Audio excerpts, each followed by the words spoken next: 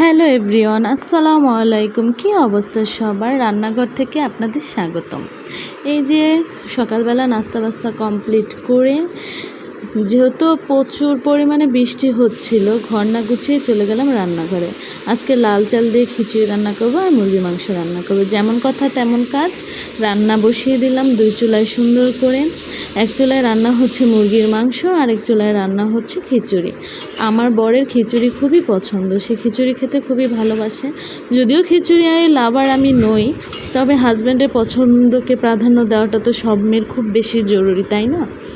তো সুন্দর করে ঝোল ঝোল করে, একটু খিচুড়ির সাথে একটু আবার ঝোল না হলেও ভালো লাগে না, ঝোল ঝোল করে একটু মুরগির মাংস রান্না করছি। আর এই যে আমার খিচুড়ি এত বড় পাতিলে কেন? হ্যাঁ, বড় পাতিলে খিচুড়ি রান্না করতে নাড়তে চাড়তে সুবিধা হয়।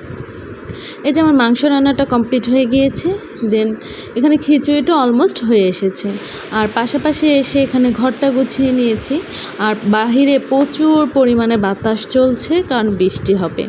সকালবেলায় অনেক বৃষ্টি হয়ে গিয়েছে, তারপরও আবার কিন্তু এই যে বাতাস ছেড়েছে, বৃষ্টি হবে। কিন্তু যে যাই বলুক, আমার বৃষ্টির দিন খুব ভালো লাগে। যদিও জানি বৃষ্টি সবার জন্য মঙ্গলময় নয়, কারণ যারা বাহিরে অফিসে কাজ করে তাদের জন্য কিন্তু বৃষ্টি একেবারেই মঙ্গলময় নয়।